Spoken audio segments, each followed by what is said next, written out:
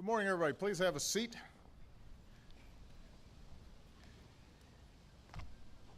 So one of the most important responsibilities of a president is to nominate qualified men and women to serve as judges on the federal bench. And Congress has a responsibility as well. The Senate is tasked with providing advice and consent. They can approve a president's nominee, or they can reject a president's nominee. But they have a constitutional duty to promptly consider judicial nominees for confirmation. Now, throughout my first term as president, the Senate too often failed to do that. Time and again, congressional Republicans cynically used Senate rules and procedures to delay and even block qualified nominees from coming to a full vote. As a result, my judicial nominees have waited 3 times longer to receive confirmation votes than those of my Republican predecessor. Let me repeat that. My nominees have taken 3 times longer to receive confirmation votes than those of my Republican predecessor. These individuals that I nominate are qualified.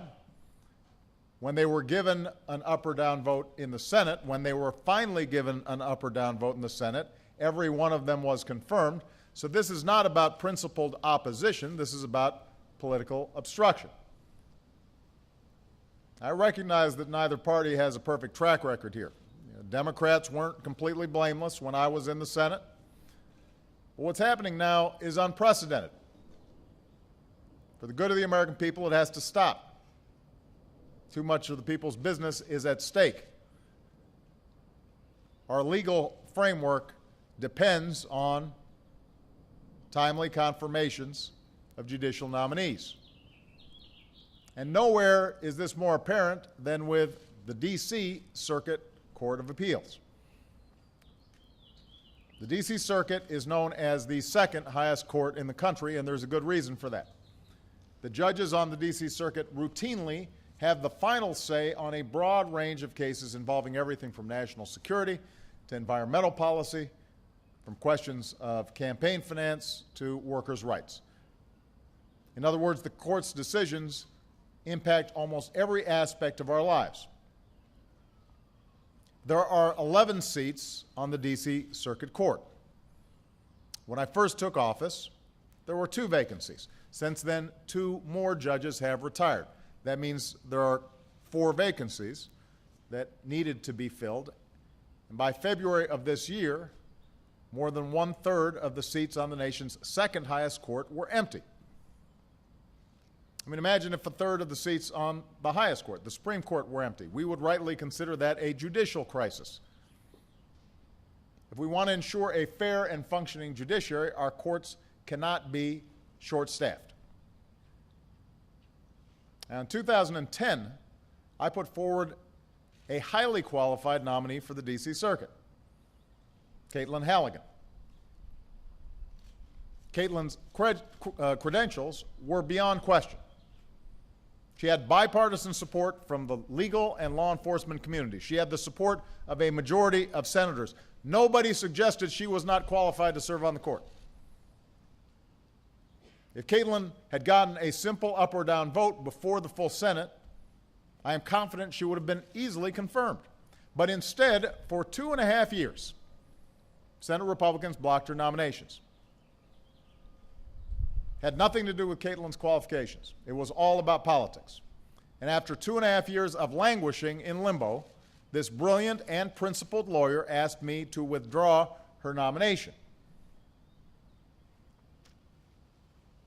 Now, the good news is, last year I put forward another highly qualified nominee, Srinivasan.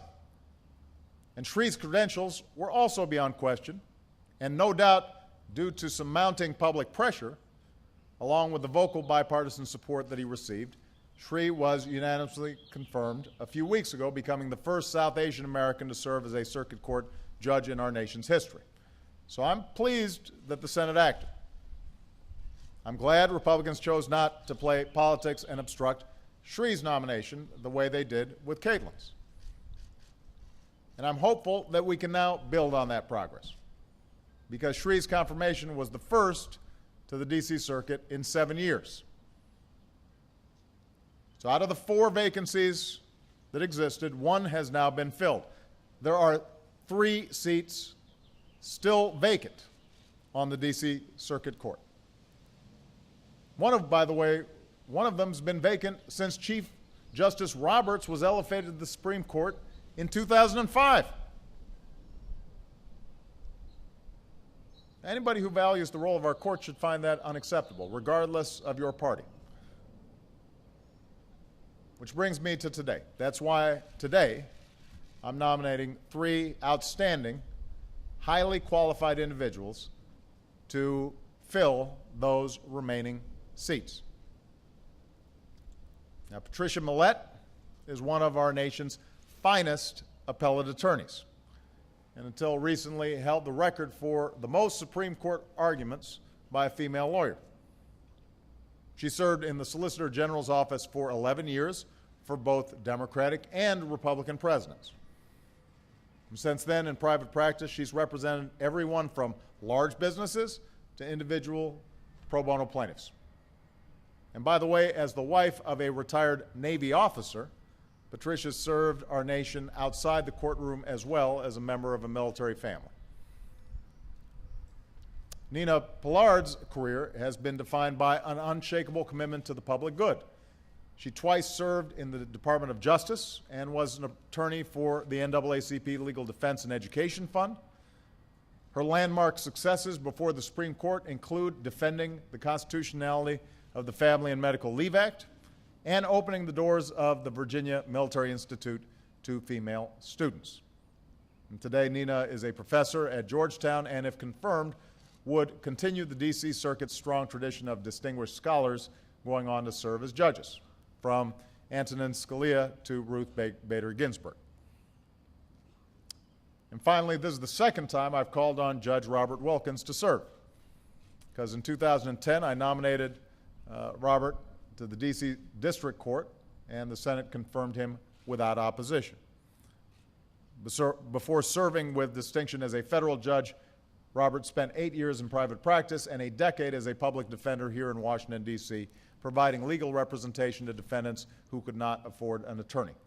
And throughout his career, Robert has distinguished himself as a principled attorney of the utmost integrity. So, these 3 individuals are highly qualified to serve on the D.C. Circuit. They have broad bipartisan support from across the legal community. The nonpartisan American Bar Association have given them, each of them, its highest rating. These are no slouches. These are no hacks. These are incredibly accomplished lawyers by all accounts. And there are members of Congress here today who are ready to move forward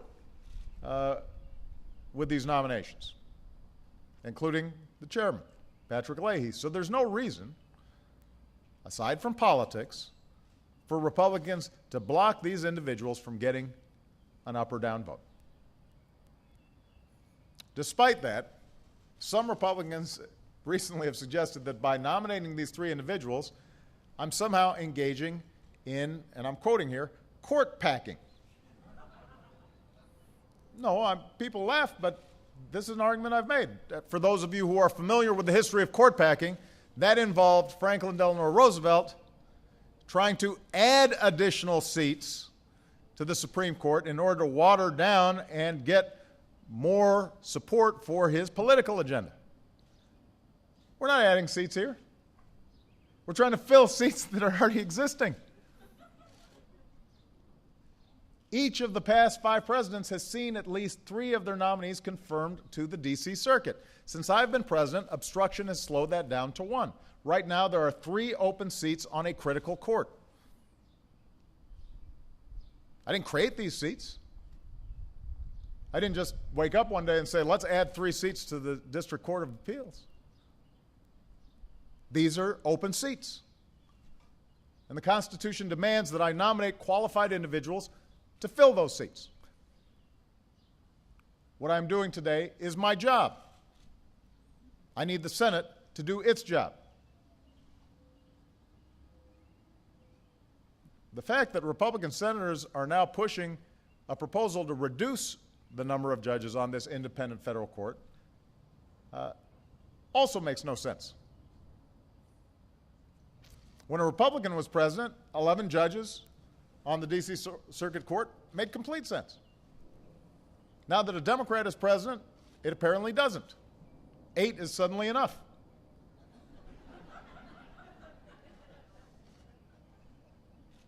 People are laughing because it's obviously a blatant political move. We know that because some of the same Republicans behind this current proposal to reduce the number of seats on the D.C. Circuit Court voted in 2007 to keep 11 judges on the D.C. Circuit. Same folks. They say the workload has decreased since then, but in April, the Judicial Conference of the United States, which, by the way, is led by Chief Justice John Roberts and includes judges from various levels of the federal court system, told the Senate that the current workload before the D.C. Circuit requires 11 judges. So they should know. That was just 2 months ago. Chief Justice John Roberts, the Chief Justice of the highest court of the land and former member of the D.C. Circuit Court, says they need 11 judges. So it's important we don't play games here, and it's important that we cut through the verbiage. An essential part of our democracy is the separation of powers. The executive, the legislative, and the judiciary each have a role to play. When it comes to judicial nominees, my responsibility is to put forward qualified individuals. These are 3 of the most qualified individuals you'll ever meet. The Senate's responsibility in turn is to promptly give them an up or down vote. So today I'm doing my part. I hope in the coming months that the Senate does its part, because I assure you when these 3 outstanding individuals are on the bench, they will do their part. That's what the Constitution demands. It's what the American people expect. And I look forward to years of outstanding service by these outstanding lawyers of incredible integrity. And I promised that I would mention this before all of you. They also have really good-looking families.